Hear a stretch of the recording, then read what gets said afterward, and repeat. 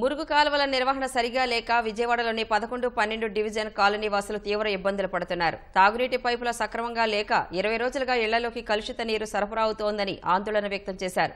రోడ్లపై నిల్వ ఉన్న మురుగునీటిలో దోమలు, ఈగలు చేరి అనారోగ్యం బారిన పడుతున్నామని తెలిపారు. అధికారులు స్పందించి తగు చర్యలు తీసుకోవాలని కోరుతున్నారు. మేము కరణంగారి బజారులో నివాసం ఉంటామండి. గత సంవత్సరం కాలం నుంచి కూడా ఇదిగో డ్రైనేజీ సమస్యలతోటి మేము చాలా ఇబ్బంది పడుతున్నామండి. ఎన్నోసార్లు చెప్పాము, వాటిని పరిష్కారం మాత్రం దొరకట్లేదు. అందరిలాగే మేము పన్నులు కడుతున్నాము, మున్సిపల్ ట్యాక్సులు కడుతున్నాము. చాలా అంటే చాలా ఇబ్బంది అండి. చిన్నపాటి వర్షానికి కూడా డ్రైనేజీలు పొంగటము.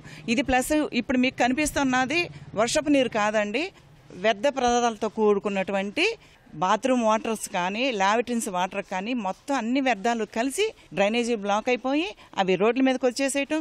పక్కన నారాయణ కాలేజీ ఉందండి, inter first year, second year పిల్లలు కూడా ఉన్నారు. విపరీతమైన దోమలండి, పగలు లేదు రేత్రి లేదండి. దోమలతోటి, దుర్వాసనతోటి అసలు ఇంట్లోంచి బయటికి రావాలంటే కూడా చాలా ఇబ్బంది పడుతున్నామండి. ఎన్నిసార్లు మొరపెట్టుకున్న కార్పొరేషన్ వాళ్ళు కూడా మేము ఇంతకుముందు కూడా మున్సిపల్ దాంట్లో కూడా కంప్లైంట్ కూడా పెట్టామండి.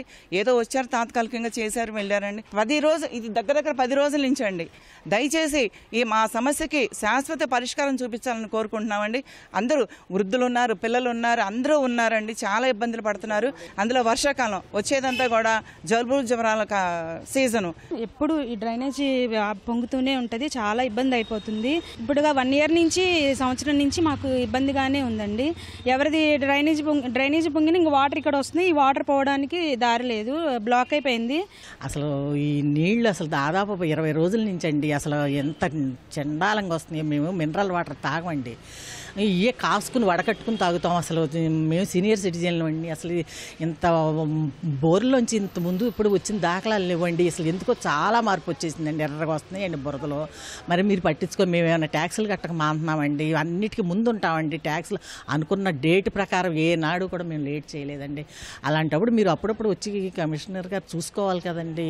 బకెట్లు అడుగుని ఇంత మందాన్ని పేరుకుని ఉంటున్నాయండి. చిన్నపిల్లలు, పెద్దాళ్ళం ఎంత ఇబ్బంది పడుతున్నామండి. ఒళ్ళు దురదలు వచ్చేసినాయండి 15 రోజులకి. చాలా రిస్కులు పడుతున్నామండి. మళ్ళీ ఏ మలేరియా, టైఫాయిడ్లోకి వెళ్తాయో మేము తట్టుకోలేమండి, పెద్దాళ్ళం అయ్యాము. మేము పెద్దాక మీ కంప్లైంట్లు చేయలేం కదండి. మీకు ఈ నీళ్లు కాసుకుని వడకట్టుకుని అసలు మేమేం తాగి బతుకుతానికేనండి. అసలు రోగాలు వస్తే ఎంత రిస్క్ పడాలండి.